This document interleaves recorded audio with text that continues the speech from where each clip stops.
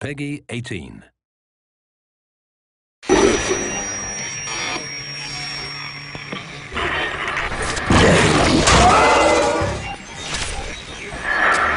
As any engineer knows, a great creation is made up of many components, much like the human body and all its vital organs.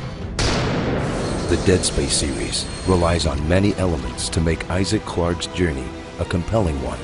And if the story is the brains, and the gameplay its limbs, then the art direction must be at its heart.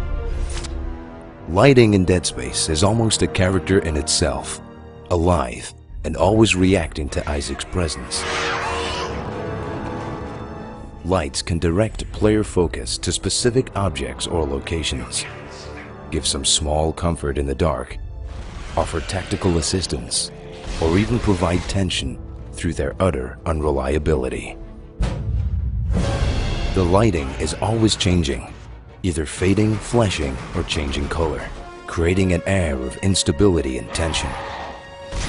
To match the shattered scenery of Ishimura and the sprawl, most lights seem dingy, yellowed, and decayed. Rather than the bright reds and blues we've come to expect from sci-fi stories, Isaac's path is lit with aged yellows and whites, as though these space stations have been lost in time. The technology used by Isaac and the other characters also seems old and broken down, as if it could short-circuit at any moment.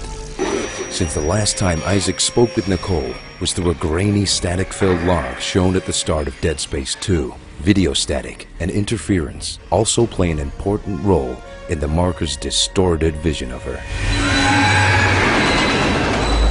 Much of the technology in Dead Space 3 takes this feeling of brokenness a step further, as a lot of it is from an expedition lost 200 years prior to the events of the series. The buildings are falling apart, the doors screech when they open, and everywhere there is decay. Each of the locations of Dead Space, the USG Ishimura, the Sprawl, and now Tau Volantis, have their own unique design. Gothic-style architecture is prominent.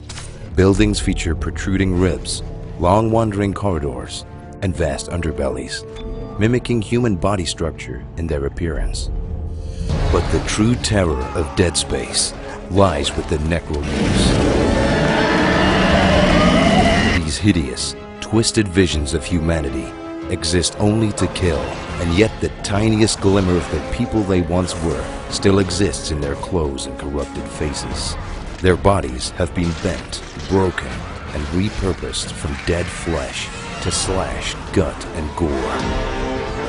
From the hulking brutes to the nightmarish lurkers, each and every necromorph has been designed to terrify and horrify as they haunt dark spaces in search of victims. But thanks to lighting, location, and sound, even when the necromorphs aren't visible, their presence is felt by Isaac every step of the way. But he isn't going down without a fight.